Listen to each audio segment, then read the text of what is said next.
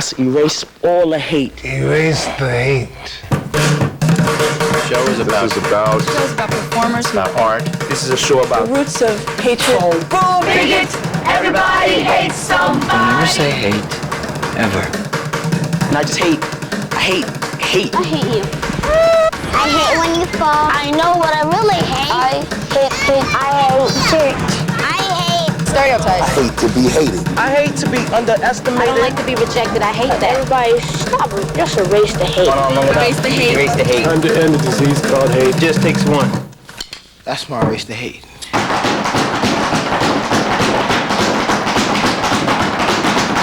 Erase all the hate. Boom, it's gone. It just takes one. And I'll sing, I love you. Yeah, that's what I do.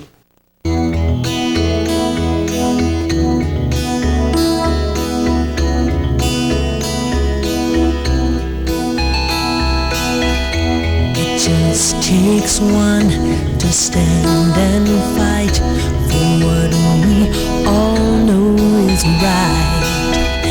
It takes one voice to shout it loud, strong and proud. And like an idea whose time has come, you should know I am such one. The way to fight against the stereotypes that young people encounter every single day is to create a community that give young people an opportunity to experience their power, experience their creativity. To stop the hate, and we can all make that change. The reason why I'm doing this is because I think everybody should get along, and I don't think there should be any hate in between us, so everybody will know to erase the hate. I think if there's a problem in the neighborhood or like an overall in society, I guess like the murals are a way of us expressing it and how we view it and how we're aware of it. I feel the pain, I hear the cries, can't close my ears, won't close my eyes. Some people decided to draw something that's happened to them. You know, I drew, me and my friend Anthony walking in the street and being looked at, or said something about the way we looked or acted. We feel that it's necessary to educate young people and their families to deal with all of these isms like racism, sexism, homophobia, and all of these other diseases that kind of plague our society. And a mural is like a perfect example and vehicle for that. It may not change the world or whatever, but it just makes us feel like, we accomplished something and our work is up. And, and the creative process in doing it and drawing it is also like the most incredible.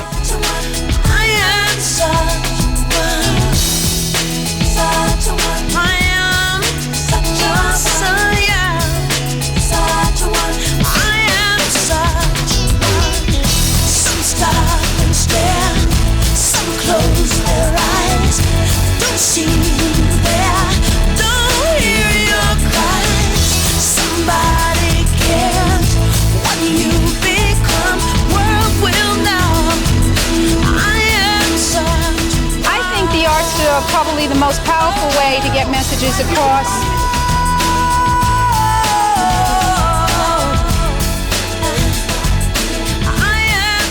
I don't think hate and prejudice will stand in my way. I'll overcome them. I think it's fantastic. In 2 days, they've accomplished an incredible amount. Beautiful. It's very, very, very beautiful. Someone cares what we've become. Now you know I am such a one.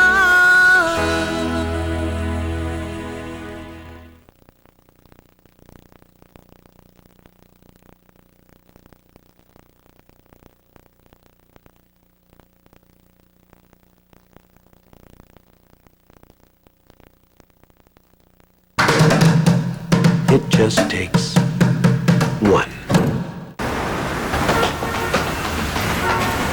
I'm Savion Glover. How you doing? I'm Dulé Hill. My name is Jimmy Tate. Gary Crawford. I'm Raymond King.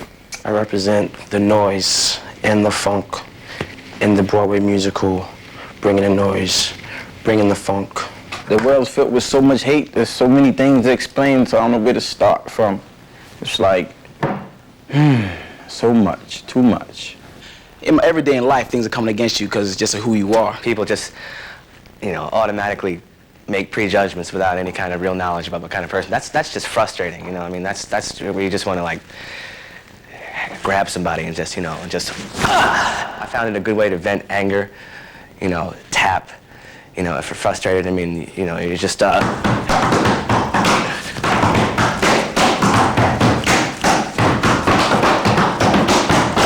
I take it out, instead of me getting mad and all that, arguing, and I just drum.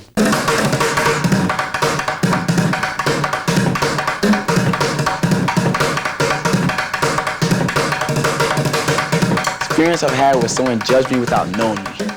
Well, actually, it happens to me all the time. And the most recent one is I could like walk out the theater, you know, I'll be signing autographs, you know. People say, hey, you know, great show, great show. I'm like, thank you, thank you, thank you. You know, all right, see you later, thank you, thank you. Start walking down to the garage, go wait for my car. My man goes to get the car while I'm waiting. Someone walk up the alleyway and see me. I could have on like a suit and they'll automatically come and give me a ticket. Like reach out and give me a ticket as if I'm supposed to like take it and go and get their car for them. It makes me feel vexed.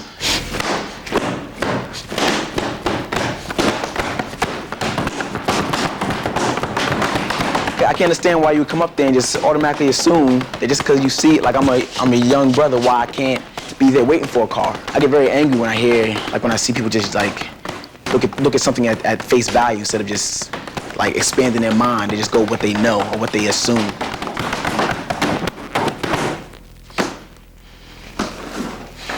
That's what I would say. You know? Like, just, you know what I mean? Just, you know what I'm saying? Take it off on them. Now, if I want to flip it and want them to approach me a different way, in terms of tap, I try to find out what's going on, you know? Do you work here? No, I don't. My bad. I just thought you did.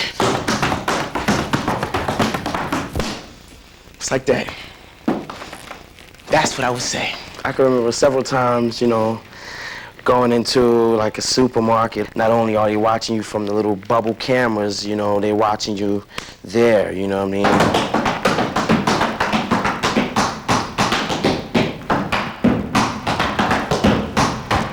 Because they watching me, they thinking, you know what I'm saying, I'm gonna go in there and try to steal something. That was like, you know, chill. You know, be calm. Don't worry about it. I'm not gonna steal anything from you. I just came to get something to drink or something, you know? People think maybe you have on a hat pull down, you know, that you scheming to trying to get at something. People constantly staring at you. But nah, it's just, you know, my head is cold, you know? You find that when you can channel anger and hate, you know, into something very creative, music, lyrics, tap, art. If I can find a way, like, if I can, like, you know, do a little 2-minute, 3-minute tap piece where, like, everybody just loves what I've done, you know, that's getting back at all those people who you know, made me angry for whatever. So when I feel angry, when I feel, you know, I just want to channel it into something good to be able to flip it around and send it back out to an even larger group of people on the positive. I love the fact that I can, like, channel my anger and, like, bring it out through my feet. I can channel my love, bring it out through my feet. That's jigging them. You know? Instead of fighting. It's just...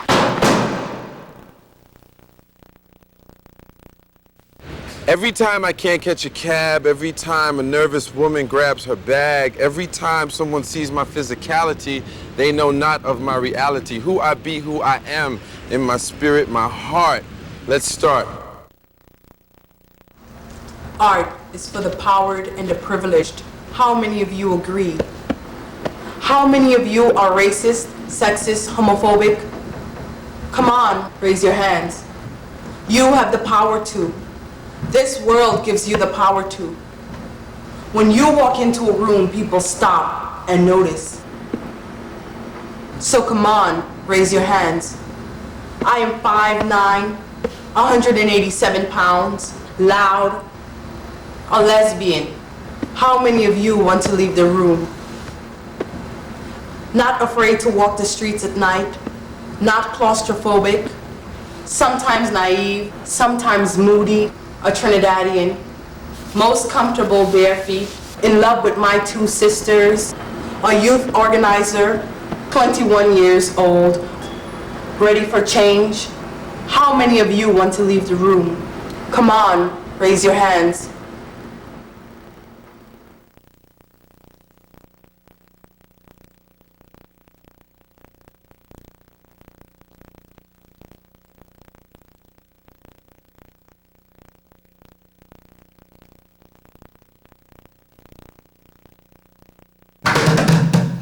It just takes one.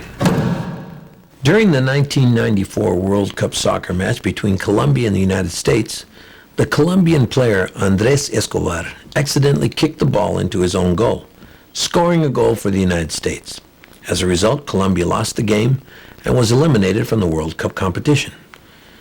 9 days later, Escobar was brutally gunned down, murdered, in a Colombian parking lot. In response, Colombian playwright Bernardo Solano wrote this monologue.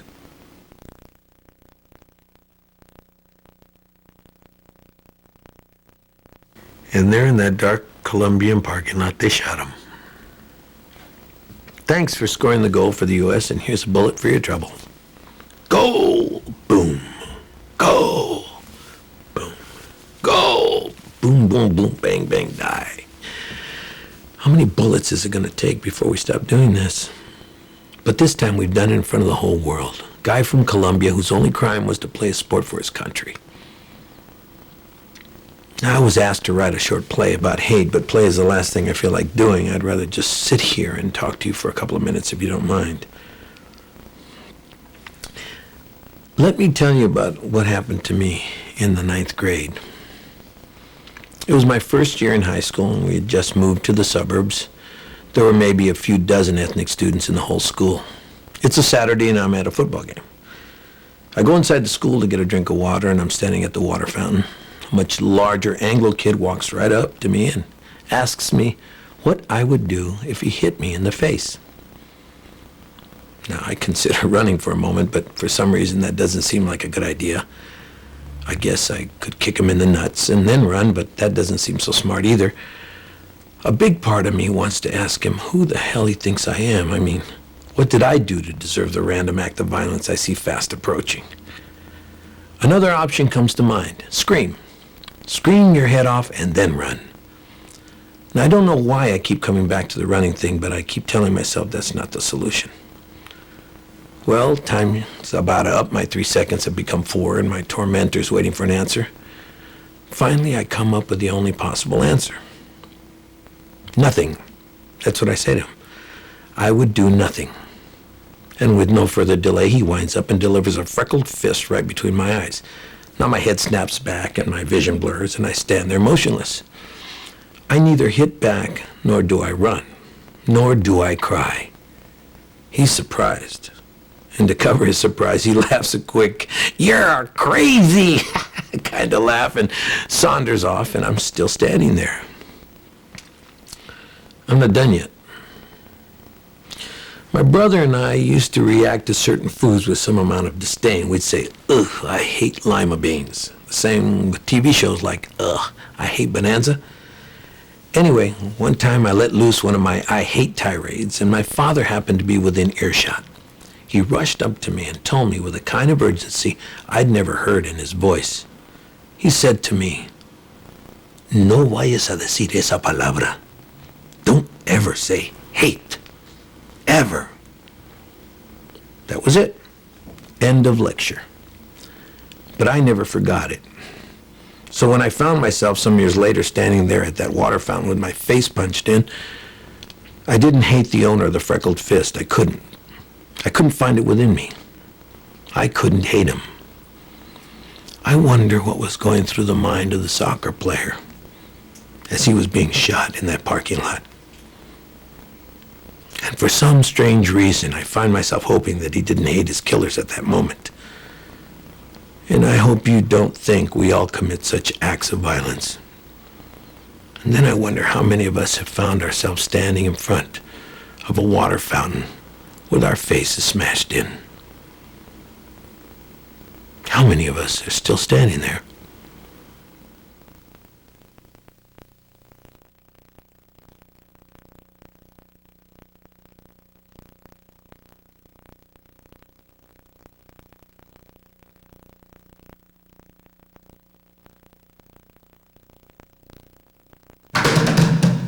It just takes one. Hi, I'm Liz Suedos, and I put together the Hating Pot because I was extremely upset about how Jews and blacks were fighting each other, and others, Asians and Latinos, but Jews and blacks. And I thought that if we reached out into the community, with kids and adults, and did a show based on all these issues, that we could come to some kind of understanding.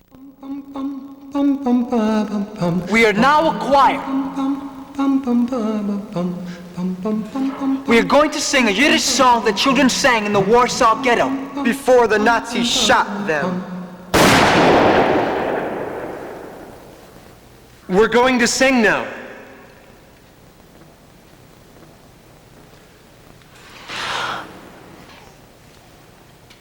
If you don't like the music, you're not going to shoot me in the back, are you?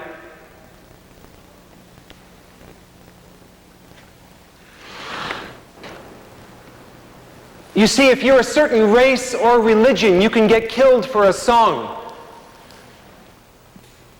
I'm not kidding.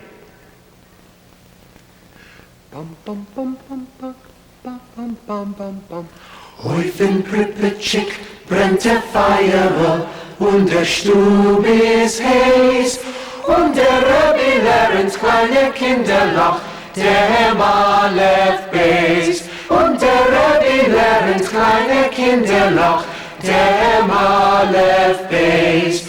Setze Kinder lacht, gedenkje Teile, was ihr lernt Sag je noch einmal und sag je noch einmal, komm jetzt alle vor. Sag je noch einmal und sag je noch einmal, komm jetzt alle vor. I'm singing this song in Yiddish, which I don't even speak. I'm talking about Jewish things, and I'm not a Jew, but I'm cool with that. See, I don't mind because I'm into the concept of universality. What I mean by this is that somewhere at some time, however long ago it might have been, someone who's related to you had to be related to, or at least know someone related to me. But everyone from that time on got it all messed up. They got all full of themselves, all righteous and fanatic. Let's tell the truth, the Jews run the game. Why are all these blacks always scream for rights? Every time we get weak and let the ethics in. We know what's pure, we know what's right. Let's tell the truth, the Jews run the game. They've got the money's powers, they always scream for rights. They slug animals, the meal and fights. They got a love, they got a but they always share a right. Everybody's a bigot, can you dig it? Everybody hates somebody. Bigot, everybody's a bigot, can you dig it? Everybody hates somebody. Bigot, everybody's a bigot, can you dig it? Everybody hates somebody, yes. Here's my bigot. Look carefully at the face of the enemy. The lips are curved unattractively downwards. The eyes are stupid and far away. Doesn't the flesh look like it is molded in the shape of a monster? This kind of man never laughs. He is never torn by doubt. He doesn't feel tenderness or pain. Clearly he is unlike us. We do not need to feel sympathy or guilt when we destroy him. The world will be better off without him! Everybody's a bigot. Can you dig it? Everybody hates somebody. Bigots. Everybody's a bigot. Can you dig it? Everybody hates Here's my bigot. So, you know, I go to my grandmother and I say, hey, Grandma, can I talk to you about something? About what, she says? Jews, I say. Oh, my God, you're not going to marry a Jewish girl, she says. Grandma, I'm only 16, I tell her. I will kill you if you marry a Jewish girl, and then I will kill myself. I mean, everyone at the church will talk. I won't even be invited to bingo anymore. Grandma, I'm not going to marry a Jewish girl, I tried to tell her. The Jews, they kill Christ. You remember that. They kill Christ. And if they kill Christ, they will do anything. They will sacrifice your firstborn on the Sabbath, and then I will lose my grandson to a carving knife, and then they will drink the blood. Grandma! Where did you get such ideas? I don't get them. I know them. Everyone knows. Now come here and kiss me. You are my handsome prince. I love you. Everybody's a bigot. Can you dig it? Everybody hates somebody. Bigots. Here's my bigot. Okay, they were slaves, so that's my fault? I'm supposed to take a taxi to Harlem, get out at 125th Street, stand in the middle of the street, and say, hey, colored people, Negroes, Afro-Americans, watch me. I'm sorry, okay? I mean, all right, so some people in the South weren't so polite a while back. Does that mean that dark-skinned folks should get jobs that my cousin's daughter, Francine, God bless her soul, is more qualified for? This is a good country. There's something for everybody. But you gotta have a positive attitude. All this whining and complaining and bellyaching and digging up old grudges from the past, it's just pretty wimpy if you ask me. Everybody's out there bragging about their scars, trying to get even for stuff that happened to them when they wasn't even born. Stop bugging me. Bigots! Everybody's a bigot! Can you dig it? Everybody hates somebody. Bigots. Everybody's a bigot. Can you dig it? Everybody hates somebody. Bigots. Everybody's a bigot. Can you dig it? Everybody hates somebody. Yes.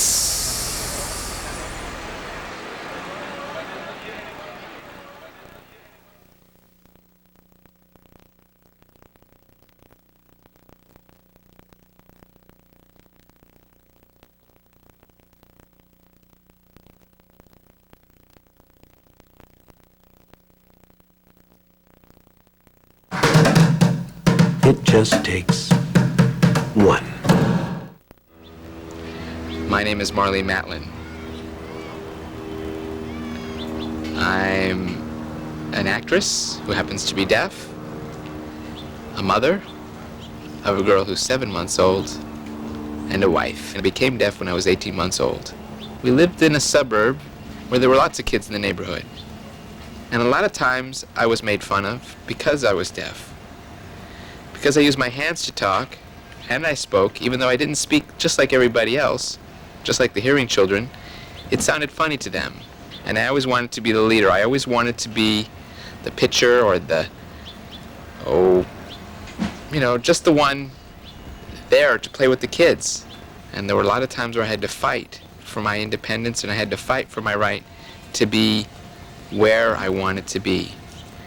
The right to play with them. I remember one girl who said, you know, you really talk funny, and you really bother me. And I said, well, okay. Well, one thing that bothers me about you is that you have curly hair, and I have straight hair. And she looked at me, and she didn't say anything. And then we became best friends. I see everywhere, my hands in constant motion. For you the world is so much different, but I have got a notion we may not be so different after all, for we have dreams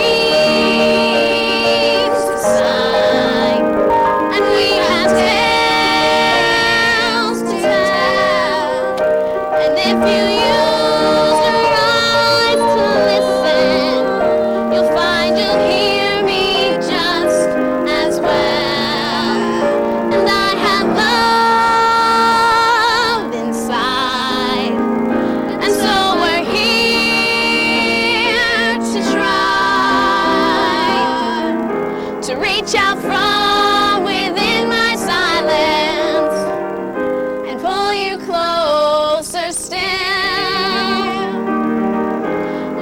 to show you my world and all the wonders here to find. There's tales to tell and dreams to sign.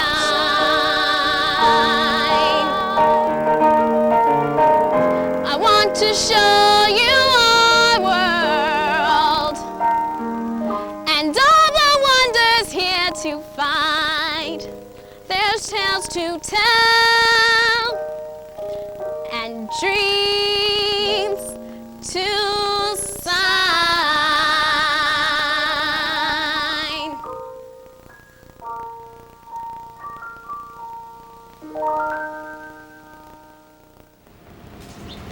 I'm sad when people don't like one another.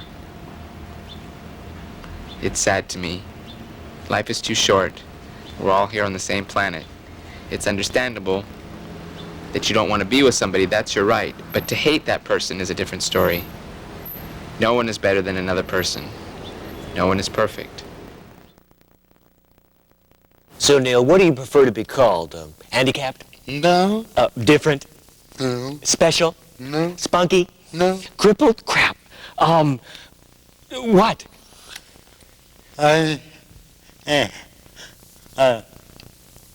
Person.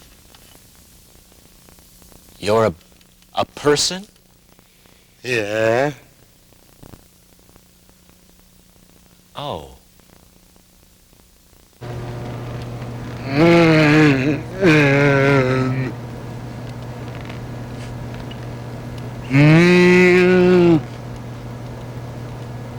My kids, I live a poet and a dreamer.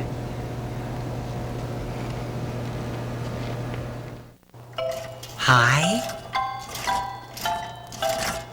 What's wrong with your foot? Can you talk? No. Oh. Do you bite? No. Oh. Are you scary? Yeah. Me too. Arr. Arr. Disability is not a brave struggle or courage in the face of adversity. Disability is an art. It's an ingenious way to live. Well, who would ever think of living that way if they weren't already disabled? Answer? No one.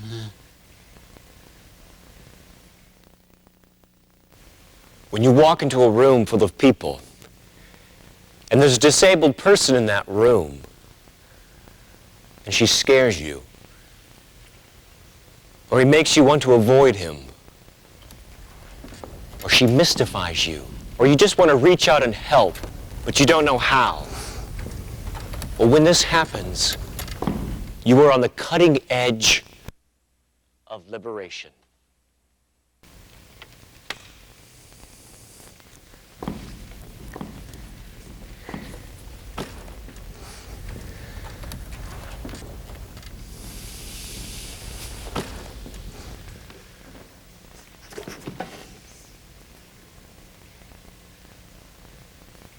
It is the experience of being different. It is the experience of seeing life from another point of view. It may be a contemplative or introspective experience. It definitely causes one to think. People are curious about us. They wonder where we come from, where we're going, and where we've been. See a disabled person clearly, and chances are you'll see yourself clearly. When this happens, there are no limits. And there are no limits to when this will happen. It will probably happen now. At the core of my being, I have felt that life is a dance.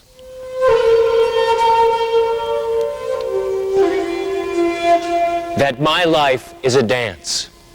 I'm a dancer. I dance.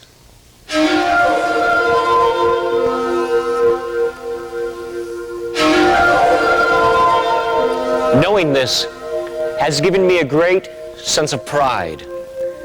The world says, you are a spastic quadriplegic. I say, I'm a dancer. There is a new movement happening in the world. People are beginning to realize they are more than what they've been told they are. The flame is fanned, and the fire spreads. Every moment is a new moment to do what's never been done before.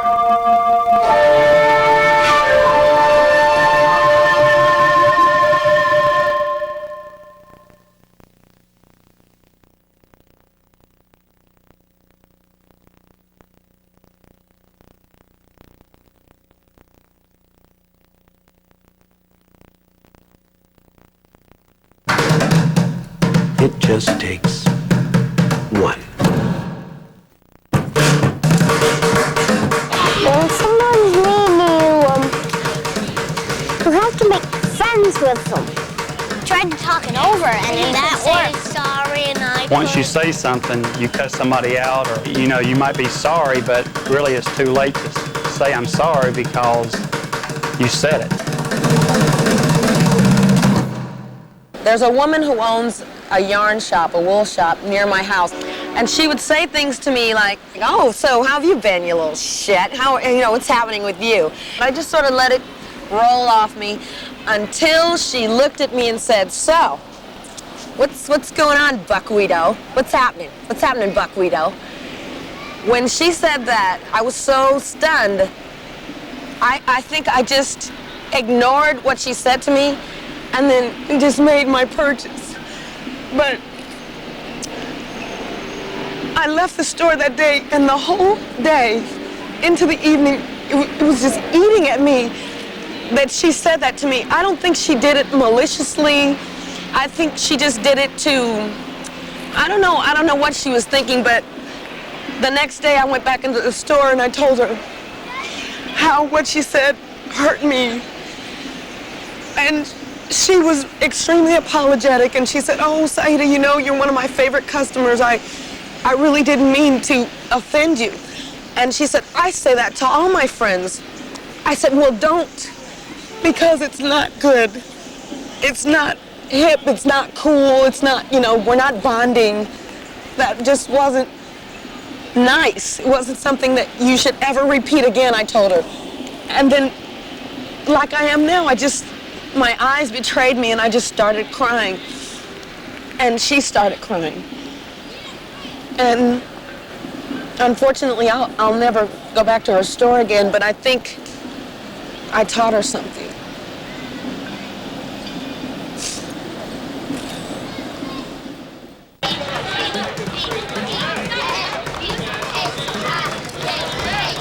I had a lot of experience where people would talk about me and say mean things about me.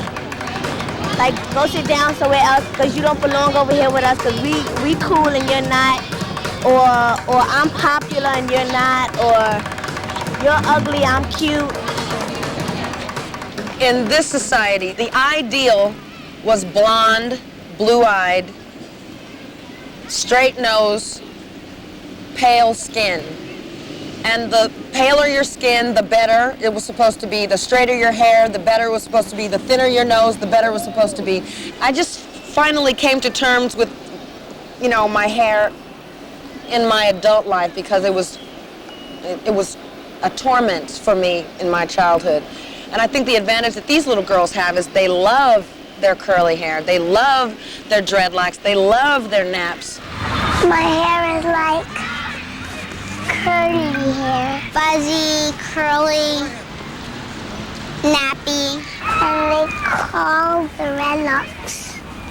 And I like them. I like my hair. It's beautiful.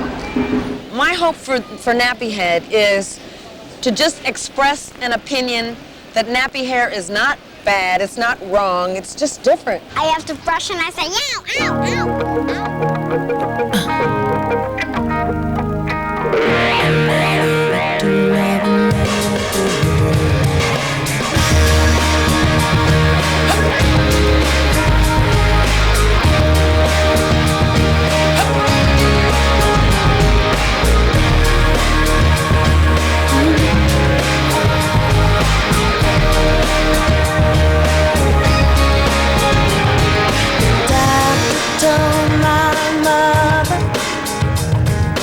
Day that I was born, told her to get ready,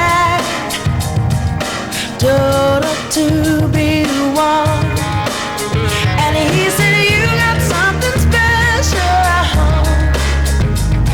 special for the world, but some folks have a cruel way of treating a nappy-head girl. You know, every head, I'm never a victim of a nappy head. Every head, I'm never a victim of a nappy head. As soon as I was 7, I was off in school, yeah. The teacher told me one day the nappy wasn't cool, but I just kept on stepping right out of my kink and curl. She was just trying to change what remains a nappy-head girl. You got every head, another victim of a nappy head. Every head, every head, another victim of a nappy head. So began my struggle till I turned 17. That's when I decided I wanted to be me, 'cause I got something special, yeah, special as a pearl. But as the day the good Lord made me, a nappy-head girl. Nappy head, another victim.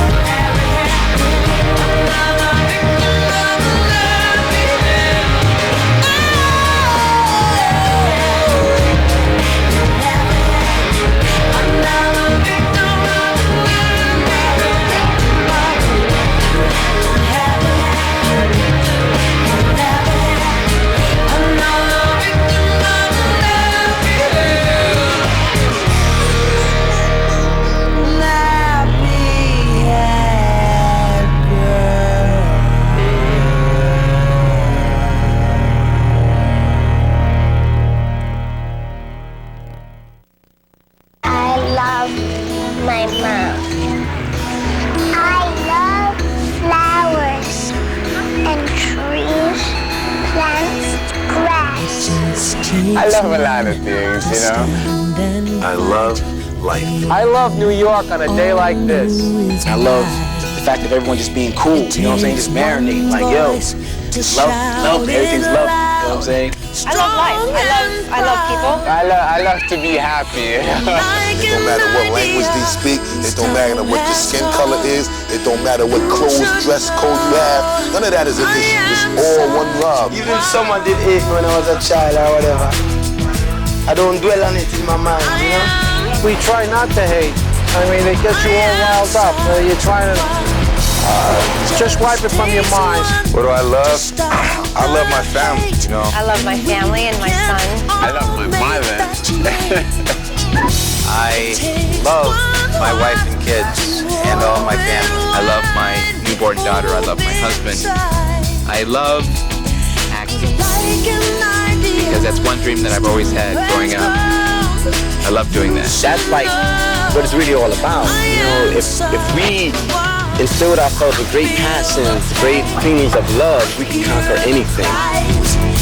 Close my ears, won't close my eyes. I love having a vision of something and, you know, seeing it manifest. I just love to dance. I mean, besides my love for my family and everything like this, and my love for my life. The things that I love, music, I love music, food, people, you know, my family. I actually love coming to work. We love being loved. Word up. Peace. I love life, and I just love people. When I don't like, I hate. We don't hate ourselves. We love ourselves. We're going to remain to love ourselves. You know what I mean? To the years, to beyond the world. I've learned to love myself. I'm not afraid to admit that. I love to feel contented. I love the community that really gave me the opportunities and the love and the caring and the support to do the kind of work that I'm doing now. A great revolutionary is motivated by true feelings of love. Stand out and get involved.